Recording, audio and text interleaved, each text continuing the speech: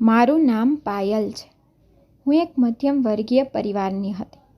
મારા માટે એક સંબંધ આવ્યો હતો. મારા પરિવારના સભ્યો આ સંબંધથી ખૂબ જ ખુશ હતા, કારણ કે છોકરાની નોકરી ખૂબ સારી હતી. છોકરો કેનેડામાં નોકરી કરતો હતો અને તેનો પરિવાર પણ ઘણો નાનો હતો. તેના ઘરમાં માત્ર તેના માતા પિતા અને એક વિધવા ભાભી જ હતી. તે છોકરાના ભાઈનું ઘણા સમય પહેલાં અવસાન થયું હતું. તેથી તેની ભાભી વિધવા બનીને તેમના જ ઘરમાં જીવન વિતાવી રહી હતી. તેને ફરીથી લગ્ન કર્યા ન હતા. મારા પરિવારના સભ્યો આ સંબંધથી ખૂબ જ ખુશ હતા, કારણ કે આવો સંબંધ નસીબદારને જ મળે છે. અને પછી આ સંબંધ જાતે જ અમારા ઘરે આવ્યો હતો. છોકરાની માતાએ પોતે આ સંબંધ માટે અમને કહ્યું હતું, કારણ કે તેને ક્યાંક મને લગ્નમાં જોઈ હતી અને હું તેને ખૂબ પસંદ આવી હતી. તેથી તેણે મારા લગ્ન તેના પુત્ર સાથે કરવાનું નક્કી કર્યું. મારા પરિવારના સભ્યોએ પણ છોકરાને જોતાની સાથે જ હા પાડી દીધી, કારણ કે છોકરાનો પરિવાર પણ સારો હતો. તેની નોકરી પણ સારી હતી અને છોકરો ભણેલો હતો. બધું એકદમ પરફેક્ટ હતું. આ રીતે મેં 2 મહિનામાં તે છોકરા સાથે લગ્ન કરી લીધા. મારા પતિનું નામ સૌરભ હતું. સૌરભને પણ હું ખૂબ પસંદ આવી હતી. લગ્નની પહેલી રાતે જ સૌરભે મને પોતાનો પ્રેમ વ્યક્ત કર્યો હતો અને કહ્યું હતું કે હું ખૂબ જ સુંદર છું. તે કહેતા હતા કે હું હંમેશા એક સુંદર છોકરી સાથે લગ્ન કરવા માંગતો હતો અને તું તે છોકરી છો જેની મને હંમેશા ઈચ્છા હતી. તને મળ્યા પછી મને એવું લાગે છે જાણે દુનિયાની બધી ખુશીઓ મને મળી ગઈ. મારા પતિ તરફથી મારા વખાણ સાંભળીને હું મનમાં ખૂબ જ આનંદ અનુભવી રહી હતી અને પોતાને ભાગ્યશાળી માની રહી હતી. મારું લગ્ન જીવન ખૂબ જ સારું ચાલી રહ્યું હતું. મારી સાસુ અને જેઠાણી ઘરનું તમામ કામ કરતી. મારી જેઠાણી બહુ સરસ હતી. તે આખો દિવસ સાસુ અને સસરાની સેવામાં વ્યસ્ત રહેતી અને લગ્નના નવા દિવસોમાં તેણે મને કોઈ કામ કરવાની મનાઈ કરી હતી. તેમણે કહ્યું કે તું ઘરની નવી વહુ છે. જ્યાં સુધી તારા પતિ અહીં છે, તું અહીં તેની સાથે સમય વિતાવ.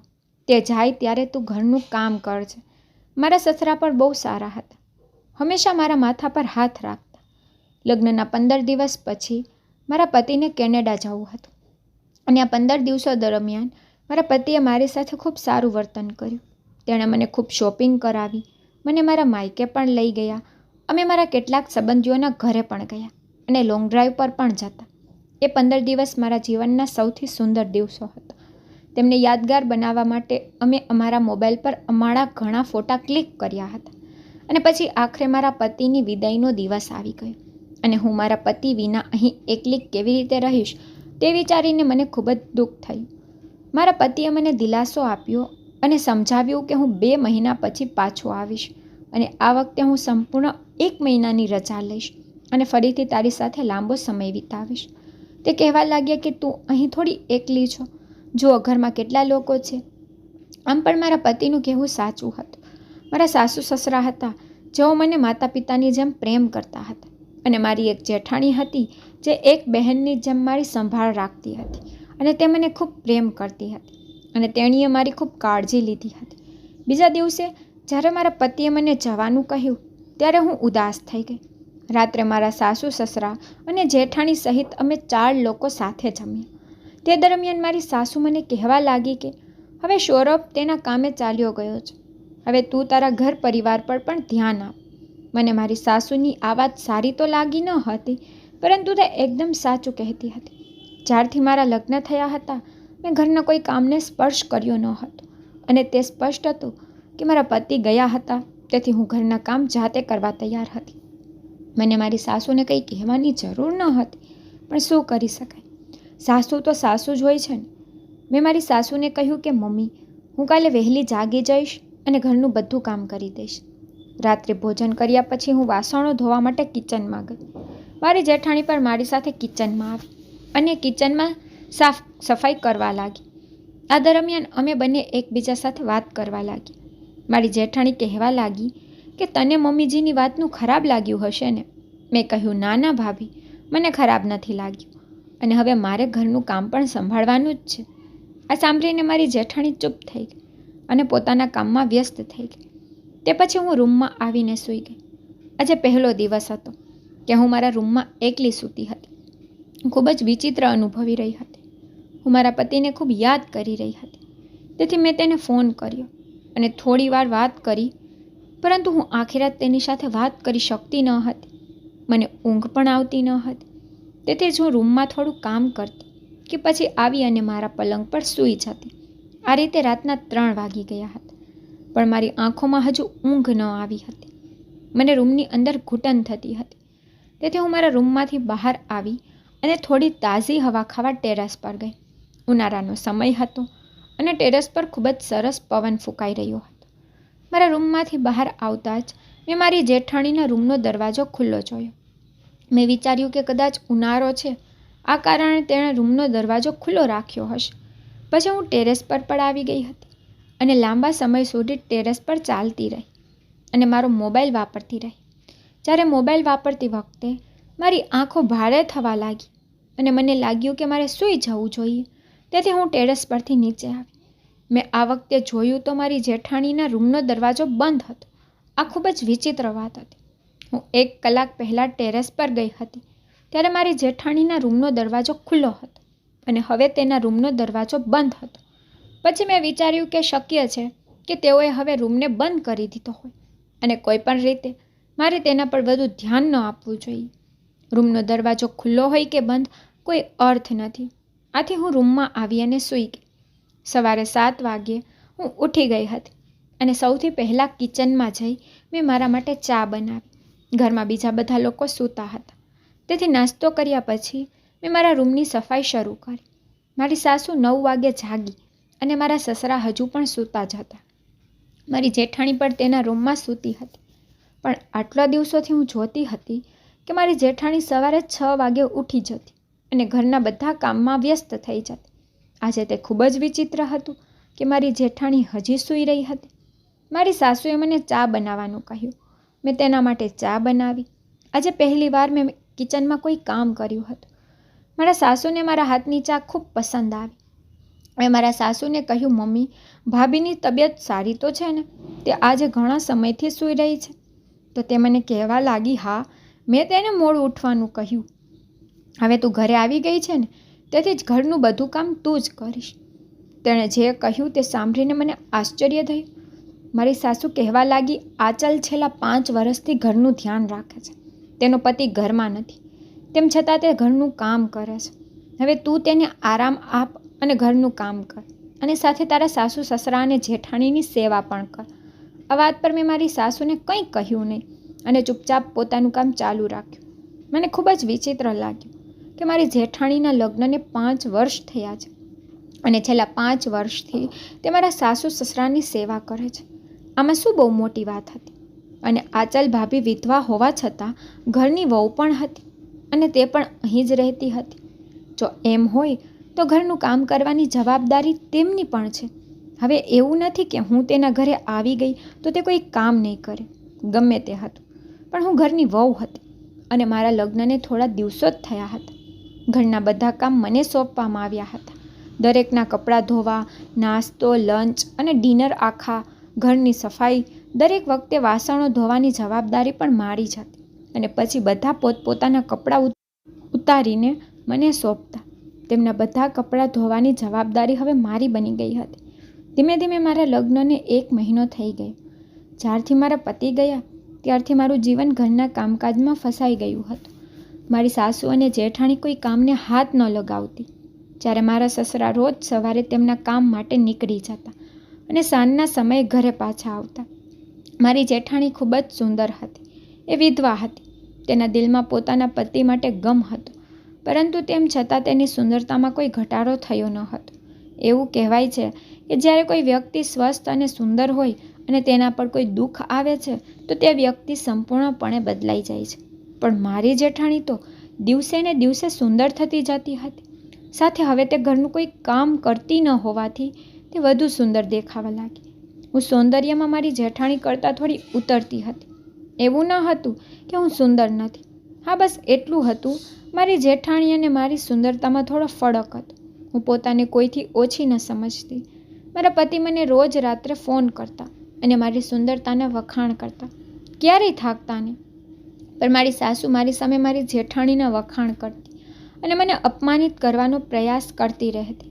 મારી જેઠાણી પર તેમના વખાણ સાંભળીને ખૂબ ખુશ થઈ જતી. મારી જેઠાણી મારી સાથે ખાનગીમાં એવું વર્તન કરતી કે જાણે તે મારી સગી બહેન હોય, પણ મારી સાસુ સામે તે આ રીતે પ્રતિક્રિયા આપતી હતી જાણે તે તેની વહુ નથી પણ તેની દીકરી છે. એકવાર મારા સાસુએ મને પરાઠા બનાવવાનું કહ્યું. મેં બધા માટે પરાઠા બનાવ્યા હતા. રાત્રે જ્યારે અમે બધા સાથે જમવા બેઠા તો મારી સાસુએ બધા પરાઠા ફેંકી દીધા અને કહ્યું કે આ તે શું બનાવ્યું છે? આ પરાઠા છે? મારી જેઠાણી મારી સાસુ તરફ જોઈને કહેવા લાગી, અરે મમ્મી, શાંત થાવ, આટલું ગુસ્સે થવું તમારા સ્વાસ્થ્ય માટે સારું નથી. જ્યારે મારા સસરા પણ મારી જેઠાણીની હામાં હા કહી રહ્યા હતા, પણ હું ખૂબ શરમ અનુભવી રહી હતી. મારી સાસુએ બધાની સામે મારા ભોજનનું અપમાન કર્યું હતું. મારા સાસુએ કહ્યું કે આ પરાઠામાં ઘણું બધું મીઠું છે. જ્યારે મેં પરાઠા ચેક કર્યા તો તેમાં સાચેને જ ઘણું મીઠું હતું. આજે મારાથી મીઠું વધારે પડી ગયું હતું. પણ જે રીતે મારી સાસુએ મારી સાથે વર્તન કર્યું તેનાથી મારું દિલ દુખી ગયું. હું જે સાસુને સારી માનતી હતી તે મારી સાથે ખૂબ જ ખરાબ વર્તન કરતી હતી. હું ખરાબ રીતે રડવા લાગી. મારા સસરાએ કહ્યું કે રડવાનું બંધ કરો વહુ અને તમારા રૂમમાં જાઓ. હું દોડીને મારા રૂમમાં આવી. મેં ખાવાનું પણ ખાધું ન હતું, પણ મને સંભળાતું હતું કે મારા સસરા મારી તરફથી બોલતા હતા અને મારી સાસુને ઠપકો આપતા હતા. કહેતા હતા કે તારે વહુનું આટલું અપમાન કરવું જોઈતું ન હતું. જો તે સૌરભને બધું કહેશે તો તે પણ ગુસ્સે થઈ જશે. મારી સાસુ કહેવા લાગી, થતો હોય તો ભલે થાય. તેની પત્ની કેવી છે? જો તેને તેની પત્નીએ બનાવેલું ભોજન ખાધું હોત તો તે પણ તેને ઠપકો આપત. મારી સાસુ કહેતી હતી કે તમારે વહુ તરફ બોલવાની કોઈ જરૂર નથી. મારા સસરા હંમેશા મારી સાસુથી ડરતા હતા અને જ્યારે મારી જેઠાણી કોઈ કામ કરતી ન હતી અને તેને મારી સાસુએ જે કહ્યું હતું કે હવે તારી દેવડાની આવી ગઈ છે તેથી તારે ઘરનું કોઈ કામ કરવાની જરૂર નથી, સાસુ અને વહુ બંને એક જ રૂમમાં બેસીને એકબીજા સાથે વાતો કરતા. મારા સાસુ કહેતા કે મારી મોટી વહુ બિલકુલ મારી દીકરી જેવી છે અને આ વાત મને બહુ દુઃખી કરતી. છેવટે હું ઘરના તમામ કામ કરતી અને તેની સેવામાં કોઈ કસર છોડતી ન હતી. તેમ છતાં મારી સાસુ મારી સાથે આવું વર્તન કરતી. હું ખૂબ રડતી હતી. મેં મારા પતિને ફોન કર્યો અને તેની માતાએ મારી સાથે જે રીતે અપમાન કર્યું તે વિશે બધું કહ્યું. મારી વાત સાંભળ્યા પછી મારા પતિએ મને તે જ ક્ષણે મારું સાસુને ફોન કરવા કહ્યું. આટલું કહીને મારા પતિએ ફોન ડિસ્કનેક્ટ કરી દીધો. થોડા સમય પછી મારા પતિનો ફોન આવ્યો અને તેણે મને પ્રેમથી સમજાવવાનું શરૂ કર્યું અને કહ્યું કે તું ચિંતા કરીશ નહીં, મેં મમ્મીને સમજાવી છે. તેણે કહ્યું છે કે તે તારી સાથે આવું ક્યારેય નહીં કરે. મમ્મી દરેક વાત માટે મારી પાસે માફી માંગતી હતી. ચિંતા કરીશ નહીં. મમ્મીએ મને ખાતરી આપી છે કે તે ભવિષ્યમાં આવું ક્યારેય નહીં કરે. મારા પતિની વાત સાંભળીને મારા ચહેરા પર થોડી ખુશી આવી હતી, પરંતુ મારા પતિની આગલી વાતે મને વિચારમાં નાખી દીધી. તેને કહ્યું, જુઓ પાયલ, આવી નાની નાની વાતો સાસરિયામાં થતી રહે છે, પણ તારે પણ સહન કરવું જોઈતું હતું. રડીને તરત જ તે મારા મા વિશે મારી સાથે ફરિયાદ કરી એ મને ગમ્યું નહીં. મમ્મી પણ મને કહી રહી હતી, આ તો આપણા ઘરની વાત છે તો તારે મમ્મી પાસે જ ઉકેલવી જોઈતી હતી. ચાલ, આજે તારી આ ભૂલ થઈ છે અને મેં મમ્મીને પણ સમજાવી છે, પણ હવેથી ઘરની બાબતોનું નિરાકરણ ઘરે જ કરવું જોઈએ, એ વાતનું ધ્યાન રાખજે. હું મારા પતિની વાત સાંભળીને ચૂપ થઈ ગઈ અને સમજી ગઈ કે તેની માતાએ તેને શીખવ્યું હશે. કોઈ પણ રીતે દરેક ઘરની આ જ કહાની છે કે દરેક પુત્ર તેની માતાના પલ્લુ સાથે બંધાયેલ હોય છે. ભલે મારા પતિ મારી તરફેણમાં બોલ્યા હતા, પરંતુ સાથે જ તેણે મને ભવિષ્યમાં તેની માતાની ફરિયાદ ન કરવાની ચેતવણી પણ આપી દીધી હતી. હું બિલકુલ સમજી શકતી ન હતી કે ઘરમાં શું થતું હતું. મારા પતિ જ્યાં સુધી આ ઘરમાં હતા ત્યારે આ લોકો ખૂબ જ સરસ હતા અને મારા પતિ અહીંથી ગયા તે દિવસથી બધાનું મારા પ્રત્યેનું વર્તન સાવ બદલાઈ ગયું હતું.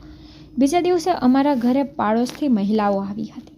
મેં જોયું કે આગલી રાતે જે થયું તેનાથી મારી સાસુ નારાજ હતી. તે મારી સાથે વાત કરતી ન હતી. મારી જેઠાણી મારી સાથે સરસ હતી અને મારી સાસુ સામે મને અવગણતી હતી. જ્યારે વિસ્તારની કેટલીક મહિલાઓ આવી ત્યારે મારી સાસુ તેમની સાથે બેઠી હતી અને વાત કરી રહી હતી. જ્યારે કોઈ મહિલા મારી જેઠાણી વિશે કહેવા લાગી કે તારી મોટી વહુ તો બહુ સુંદર છે, અમે તારી પુત્રવધૂના વખાણ કરીએ છીએ, કે તેના સાસુ સસરાની સેવા કરવાના કારણે તેને બીજા લગ્ન પણ નથી કર્યા અને પતિ વિના જીવન જીવી રહી છે. મારી સાસુનું નામ લઈને તેણે કહ્યું કે તું ખરેખર ખૂબ નસીબદાર છે કે આવી વહુ મળી. મારી જેઠાણી તેના વખાણ સાંભળીને હસતી હતી. હું એ બધા માટે કિચનમાં ઊભી રહી ચા બનાવતી હતી અને તેના શબ્દો મારા કાનમાં આવી રહ્યા હતા. જ્યારે બીજી મહિલા કહેવા લાગી કે તારી મોટી વહુ તો વખાણને પાત્ર છે. હવે મને કે તમારી નાની વહુ કેવી છે? તમારી નાની વહુના લગ્ન થયાને 1 મહિનાથી વધુ સમય થઈ ગયો છે. મારી સાસુ તેને કહેવા લાગી, હું તને શું કહું બેન, દરેક વહુ મારી આચલ વહુ જેવી નથી હોતી. નાની વહુ કહેવા માટે સરસ છે, પરંતુ જો તમે કોઈ પણ બાબતમાં તેને સમજાવો તો તે તરત જ તેના પતિને ફરિયાદ કરે છે. હું તમને શું કહું, ગઈ રાતે પરાઠામાં એટલું મીઠું નાખી દીધું કે પરાઠા ખાધા પછી મારું મોં કડવું થઈ ગયું.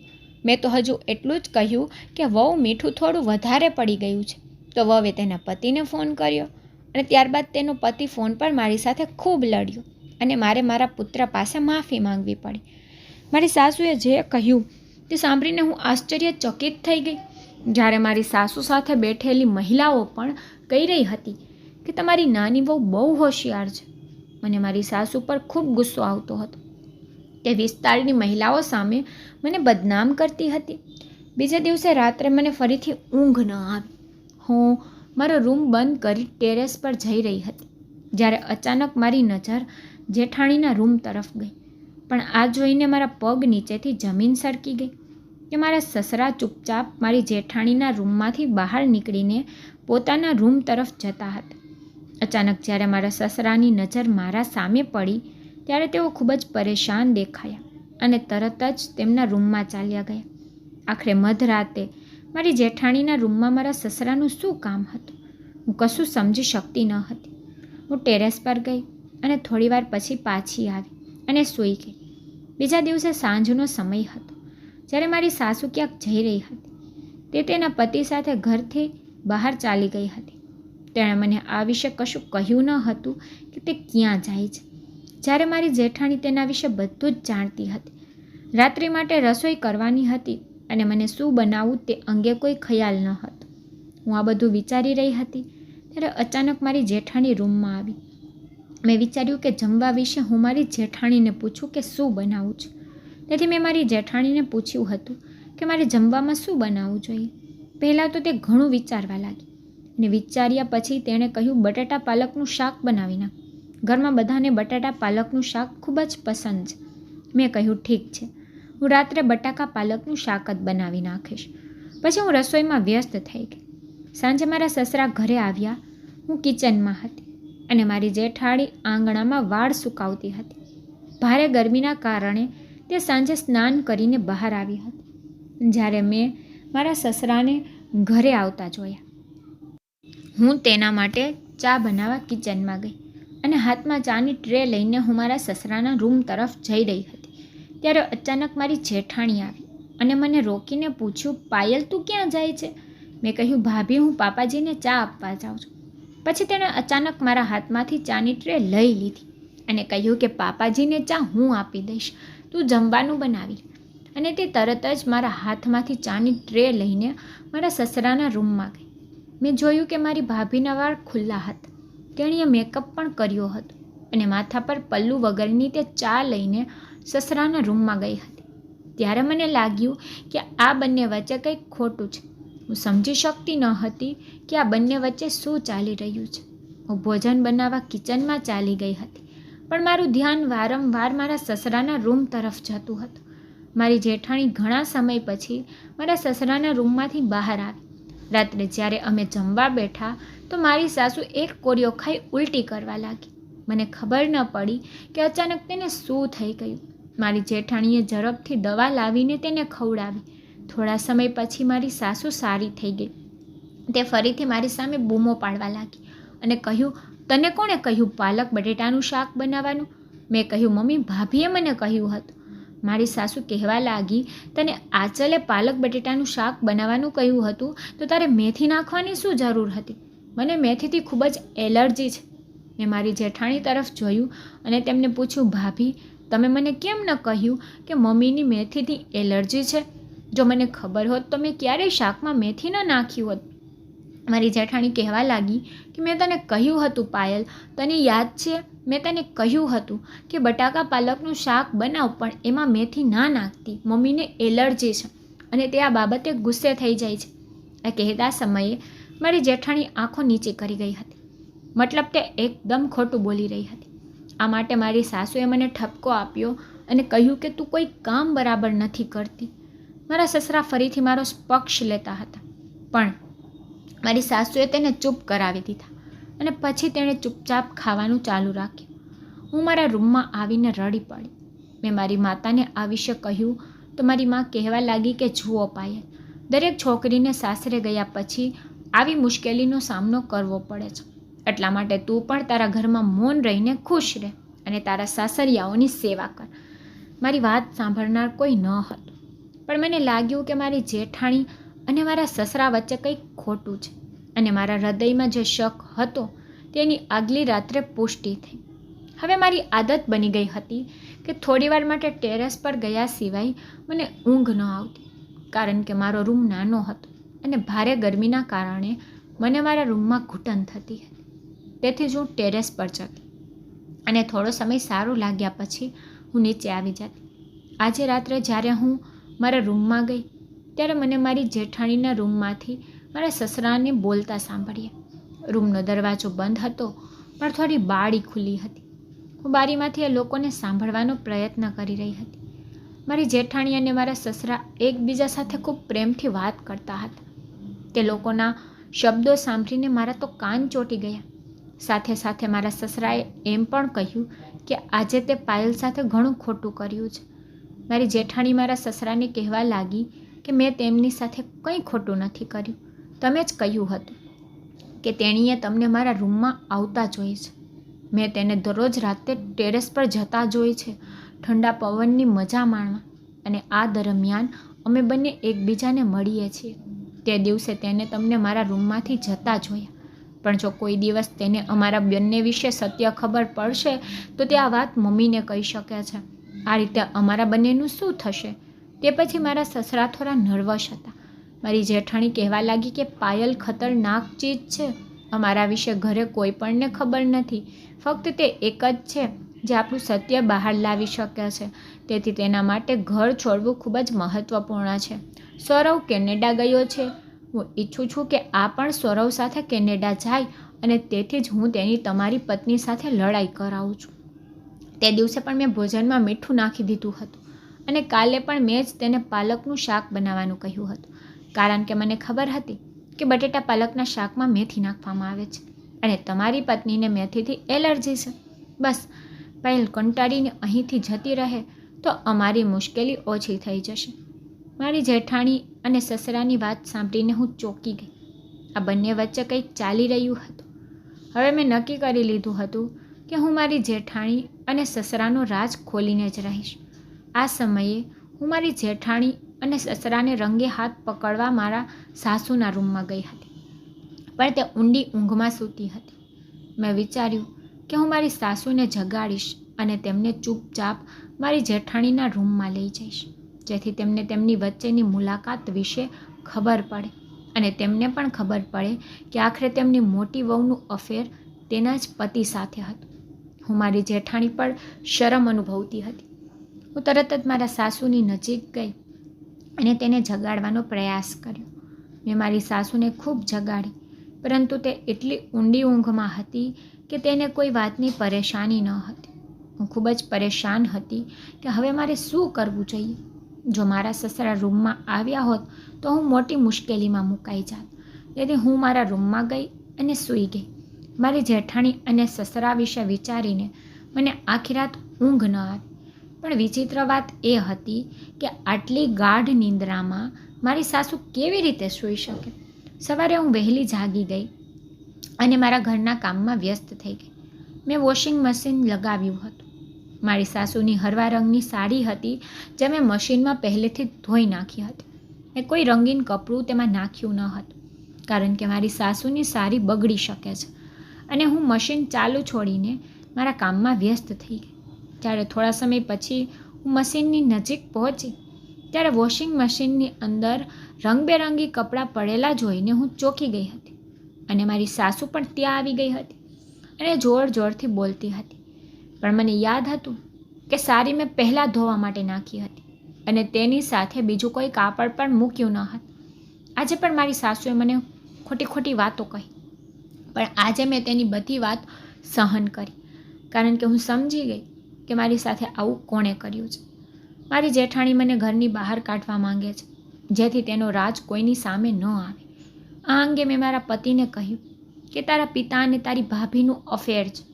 બંને અડધી રાત્રે એકબીજા સાથે મળે છે. તમારા પિતા ભાભીના રૂમમાં જાય છે અને બંને ખબર નહીં રૂમની અંદર શું કરે છે. મારા પતિએ ફોન પર જ મને ખૂબ ઠપકો આપ્યો. તેઓ મારા કહેવા પર વિશ્વાસ કરી શક્યા નહીં અને તે કહેતા હતા કે પહેલાં તું મારી માતાની ફરિયાદ કરતી હતી અને હવે મારા પિતા અને ભાભીની પણ ફરિયાદ કરે છે. છેવટે તારે શું જોઈએ છે? મેં મારા પતિને કહ્યું કે તારી ભાભી ઈચ્છે છે કે હું તારી માતાની નજરમાં પડી જાઉં, તેથી તે મને હેરાન કરે છે, જેથી હું અહીંથી જતી રહું.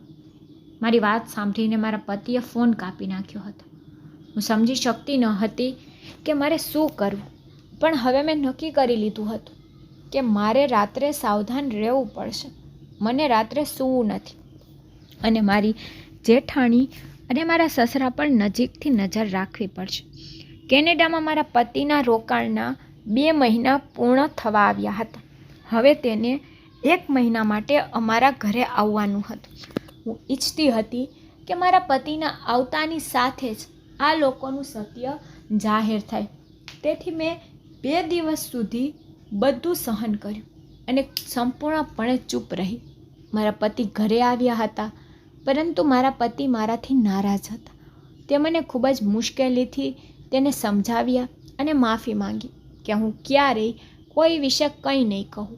મારા પતિના ઘરે આવતાની સાથે જ મારી સાસુએ તેને મારી ઘણી ખામીઓ જણાવી અને તેને એમ પણ કહ્યું હતું કે તારી પત્નીના આવવાથી અમારા ઘરની શાંતિ અને સુખ તે સમાપ્ત થઈ ગયું છે, તો જતી વખતે તેને કેનેડા સાથે લઈ જજે. મારા પતિની નજરમાં સારા બનવા માટે મેં મારી સાસુને કહ્યું, મમ્મી, હું આજ પછી આવી કોઈ ભૂલ નહીં કરું. મારા કારણે તમને કોઈ તકલીફ નહીં પડે. મારી સાસુ મારાથી ગુસ્સે હતી, પરંતુ તે દિવસે તેનો મૂડ થોડો સુધરી ગયો હતો. મારા પતિને પણ એ વાત ગમી કે મેં મારી સાસુ પાસે માફી માંગી. મારા માટે આ કરવું જરૂરી હતું, કારણ કે મારે મારા સસરા અને જેઠાણીનું સત્ય બાધાની સામે લાવવાનું હતું. બીજા દિવસે હું સવારના સમયે સફાઈ કરી રહી હતી અને મેં કચરો ફેંકવા માટે ડસ્ટબિન ખોલ્યું કે તેની અંદર એક દવાનું રેપર હતું. તે મને ખૂબ જ વિચિત્ર લાગતું હતું. મેં મારી સાસુની દવાઓ જોઈ હતી. તેને ડાયાબિટીસ હતી, જ્યારે મારા સસરા એકદમ ફિટ હતો. તેને કોઈ તકલીફ ન હતી કે ઘરમાં બીજું કોઈ સારવાર લઈ રહ્યું ન હતું. જ્યારે મેં તેને ઉપાડીને જોયું તો હું દંગ રહી ગઈ. તે તો ઊંઘની ગોળીનું રેપર હતું, પણ ઘરમાં ઊંઘની ગોળીઓ કોણ લઈ રહ્યું હતું? ત્યારે અચાનક મારા ધ્યાન પર આ વાત આવી. તે રાતે હું મારી સાસુને જગાડવાનો પ્રયાસ કરી રહી હતી, પણ તે હલતી પણ ન હતી. તેનો અર્થ આ હતો કે આ દવાઓ મારી સાસુ જ લઈ રહી હતી અને તે દિવસે પણ તેણે ઊંઘની દવાઓ લીધી હતી. અમારી વાતચીત દરમિયાન મેં મારા પતિને પૂછ્યું હતું કે શું માં ઊંઘની દવાઓ લે છે? તો મારા પતિએ મને કહ્યું કે ના, તે ડાયાબિટીસની જ દવા લે છે. હવે હું થોડું સમજી રહી હોય કે ના હોય, કાં તો આ દવાઓ મારી જેઠાણી અથવા મારા સસરા મારી સાસુને આપી રહ્યા હતા. મારા સસરા અને મારી જેઠાણી હજુ અડધી રાત્રે એકબીજાને મળતા હતા. મારા પતિ ઘરે આવ્યા ત્યારથી હું ટેરેસ પર ગઈ ન હતી અને મારા સાસુએ પણ ઊંઘની દવા પી લેતી હતી અને ગાઢ નિંદ્રામાં સરી પડતી હતી. અમે બંને રૂમમાં બંધ રહેતા હતા અને તેનો લાભ લઈને મારા સસરા અને જેઠાણી એકબીજાને મળતા હતા. પણ આ સત્ય બધા સામે કેવી રીતે લાવવું તે મને સમજાતું ન હતું. પણ હવે મેં એક પ્લાન બનાવી લીધો હતો. મેં મારા પતિ અને મારી સાસુને કહ્યું કે મારા માતા પિતાએ અમારા સમગ્ર પરિવારને આમંત્રણ આપ્યું છે. તેમણે અમને રાત્રિ ભોજન માટે આમંત્રણ આપ્યું છે. મને ખબર હતી કે મારી જેઠાણી ક્યારેય મારા માતા પિતાના ઘરે નહીં જાય. કારણ કે મારી જેઠાણી ક્યારેય ઘરની બહાર નીકળતી ન હતી. બીજા દિવસે હું મારા પતિ, સાસુ અને સસરા સાથે મારા માતા પિતાના ઘરે ગઈ. અમે મોડી રાત્રે જમ્યા, જેથી અમને મોડું થાય. મારું માયકું મારા સાસરિયાના ઘરથી ઘણું દૂર હતું. અમારી પાસે અમારી પોતાની કાર પણ ન હતી. રાતના 11 વાગ્યા હતા જ્યારે મારી સાસુએ ઘરે જવાનું કહ્યું. મેં મારી માતાને મારી આખી યોજના જણાવી દીધી હતી. મારી માતા મારી યોજનામાં જોડાઈ ગઈ હતી અને મને સહારો આપી રહી હતી. તેથી મારી મમ્મીએ મારા પતિ અને સાસુને આજની રાત રોકાવા કહ્યું હતું. તેણે કહ્યું કે તમે બધા કાલે સવારે ચાલ્યા જજો, અહીં વાહનની પણ સમસ્યા છે. તમે લોકો આટલી મોડી રાત્રે ક્યાં જશો? મારી યોજના પ્રમાણે મારા સસરાએ અમારા ઘરે રહેવાની સ્પષ્ટ ના પાડી દીધી અને કહ્યું કે તમે લોકો અહીં જ રહો, કાલે સવારે વહેલા આવી જજો, જેથી તે જેઠાણી સાથે મળી શકે. મારી માતા અને મારી ભાભીએ મારી પતિ અને સાસુને જીદ કરી હતી, એટલા માટે તેઓ અમારા ઘરે જ રોકાઈ ગયા હતા અને મારો ભાઈ તેની બાઇક પર મારા સસરાને ઘરે મૂકવા ચાલ્યો ગયો હતો. આજે રાત્રે મારી જેઠાણી અને મારા સસરાનો રસ્તો સૌ સાફ હતો, પરંતુ તેઓને ખબર ન હતી કે તે લોકો મારી યોજનામાં ખરાબ રીતે ફસાઈ ગયા છે. હજુ બહુ સમય ન હતો. હું રાત્રે 3 વાગ્યાની ઉત્સુકતાપૂર્વક રાહ જોઈ રહી હતી. આજે મારી સાસુ પણ કહેતી હતી કે મને કેમ ઊંઘ નથી આવતી, આમ તો હું વહેલી સૂઈ જાઉં છું. રાતના 3 વાગવાના હતા અને મેં મારી સાસુ અને પતિને કહ્યું કે ભાભી અને પિતાજીનું અફેર ચાલે છે. મારી વાત સાંભળીને મારા સાસુ અને મારા પતિને વિશ્વાસ ન આવ્યો. જ્યારે મારા પતિ મારા પર ખૂબ ગુસ્સે થવા લાગ્યા અને નીચા અવાજમાં વાત કરવા લાગ્યા, કારણ કે મારા પરિવારના સભ્યોને ખ્યાલ ન આવે કે તે મારી સાથે લડી રહ્યા છે. મારી સાસુ પણ મારા પતિને કહેવા લાગી, જુઓ, મેં તને કહ્યું હતું કે તારી પત્ની બહુ હોશિયાર છે. હવે તે તેના સસરાને દોષી ઠેરવી રહી છે. હું જાણતી હતી કે લોકો મારા વિશે આવી જ વાતો કહેશે, તેથી જ મેં તેમને કહ્યું કે જો તમે લોકો મારી વાત માનતા નથી તો તમે લોકો અત્યારે અને આ જ ક્ષણે મારી સાથે ઘરે ચાલો, કારણ કે આ બંને મધ્યરાત્રિએ જ મળે છે. મેં મારી સાસુને પણ કહ્યું હતું કે તમને ઊંઘની દવા આપવામાં આવે છે, જેથી તમે ગાઢ ઊંઘમાં ચાલ્યા જાઓ છો. અને મારા સસરા આસાનીથી રૂમમાંથી બહાર નીકળીને ભાભીના રૂમમાં પહોંચી જાય છે. મેં તે દવા મારા સાસુને પણ બતાવી હતી અને કહ્યું હતું કે આ દવા તમને આપવામાં આવે છે. મારી સાસુ તે દવાને ઓળખી શકતી ન હતી, કારણ કે તેને રાત્રે દૂધમાં ભેળવીને દવા આપવામાં આવતી હતી. પરંતુ આજે મારા પતિએ કહ્યું હતું કે જો આ ખોટું હશે તો હું તને છૂટાછેડા આપી દઈશ. મને પણ આ વાતની ખાતરી હતી. મેં કહ્યું હતું કે એકવાર તમે મારી સાથે ઘરે આવો અને તમારી પોતાની આંખોથી બધું જોશો તો હું તમને કહેશો તેમ કરીશ. હું અને મારા પતિ અને મારી સાસુ સહિત અમે ત્રણેય જણ એ જ સમયે ઘરની બહાર નીકળ્યા અને અડધા કલાક પછી ઘરે પહોંચ્યા. અમે એકદમ ચૂપચાપ ત્યાં પહોંચી ગયા હતા. મારા પતિ પાસે ઘરની ચાવી હતી. મેં મારા પતિને કહ્યું કે ધીમે તાળું ખોલો, જેથી કોઈને અમારા આગમનની ખબર ન પડે.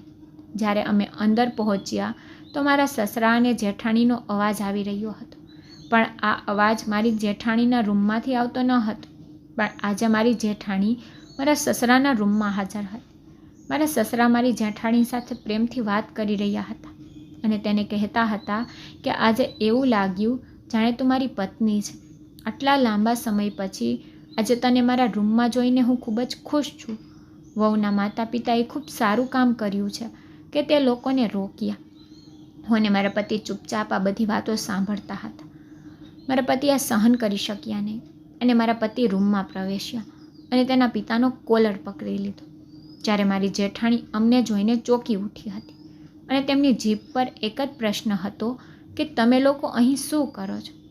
જ્યારે મારી સાસુએ તેના મોઢા પર થપ્પડ મારી અને કહ્યું, ખરાબ સ્ત્રી, મેં તને મારી દીકરી બનાવી અને તું મારા પતિ સાથે આ બધું કરી રહી છે. તને શરમ ન આવી? તે તારા પિતા જેવડો છે.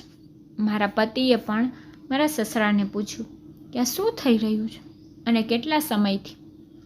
પછી મેં જે વિચાર્યું હતું તે થયું. મારા સસરાએ મોંમાંથી બધું કહ્યું. મારા પતિ અને સાસુ સામે તેમનું સમગ્ર સત્ય આવી ગયું હતું. મારી જેઠાણી મારા સસરાનો તેની હવસ માટે ઉપયોગ કરી રહી હતી. મારી જેઠાણીનું આ દુનિયામાં કોઈ ન હતું, એટલે તે ક્યાંય જઈ શકતી ન હતી. મારી જેઠાણી બહુ સુંદર હતી.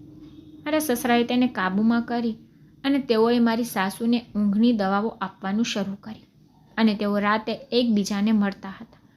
મારી સાસુના મગજમાં કદાચ એવું આવે કે તે મારી જેઠાણીના બીજી વાર લગ્ન કરી દે, પણ મારી જેઠાણી ફરીથી લગ્ન કરવા માંગતી ન હતી, કારણ કે તેમનું જીવન અહીં ખૂબ જ સારી રીતે ચાલી રહ્યું હતું. તેથી જ તેણે મારી સાસુને વાતોમાં વ્યસ્ત રાખી અને તે મારી સાસુની એટલી ફેવરિટ બની ગઈ હતી કે તે તેને ઘરમાંથી કાઢવાનું વિચારે પણ નહીં. મારા પતિ શરૂઆતથી જ કેનેડામાં રહેતા હતા. તે ક્યારેક ઘરે આવતા હતા, જેથી તેમની વચ્ચે કોઈ આવતું ન હતું. જ્યારે મારા લગ્ન થયા અને મારી જેઠાણીને લાગ્યું કે હું તેનું સત્ય જાણીશ, તેથી તેને મારી સાસુને ભડકાવવાનું શરૂ કર્યું અને તે ઈચ્છતી હતી કે હું કોઈક રીતે મારા પતિ સાથે કેનેડા જાઉં, જેથી તેનો રસ્તો સાફ થઈ શકે. મારા પતિએ નક્કી કર્યું હતું કે તે ઘર છોડીને ચાલ્યા જશે. મારી જેઠાણી અને મારા સસરા હાથ જોડીને માફી માંગી રહ્યા હતા, પરંતુ મારી જેઠાણી અને મારા સસરા અમારી નજરમાં પડી ગયા હતા. મારી જેઠાણીએ બધાને કહ્યું હતું કે હું ખોટી નથી, પણ મારી જેઠાણીએ તેમની સામે મને ખોટી સાબિત કરી હતી. મારી સાસુએ મારી પાસે માફી માંગી. મેં મારી સાસુને માફ કરી દીધી, પણ મારા પતિ તેના પિતા સાથે રહેવા માંગતા ન હતા. આથી બંનેને પોતાના હાલ પર છોડી મારા પતિ મને અને મારી સાસુને લઈને કેનેડા આવ્યા હતા. મારા સસરા અને મારી ભાભીની શું હાલત છે, અમે લોકો તે વિશે કંઈ જાણતા નથી. કેનેડામાં મારું જીવન ખૂબ જ સારી રીતે ચાલી રહ્યું છે. મારા લગ્નના શરૂઆતના દિવસોમાં મારી સાસુ મારી સાથે જેવી હતી તે અત્યારે બિલકુલ એવી જ છે અને મારું જીવન ખૂબ જ સારી રીતે ચાલી રહ્યું છે. જ્યારે મારી સાસુ તેના પતિની બેવફાઈથી ખૂબ જ દુઃખી છે અને હવે બીમાર રહેવા લાગી છે. તો જો તમને મારી સ્ટોરી પસંદ આવી હોય તો લાઈક શેર સબસ્ક્રાઈબ જરૂરથી કરજો અને કમેન્ટમાં મને જરૂરથી કહેજો કે તમને મારી સ્ટોરી કેવી લાગી છે. Thank you.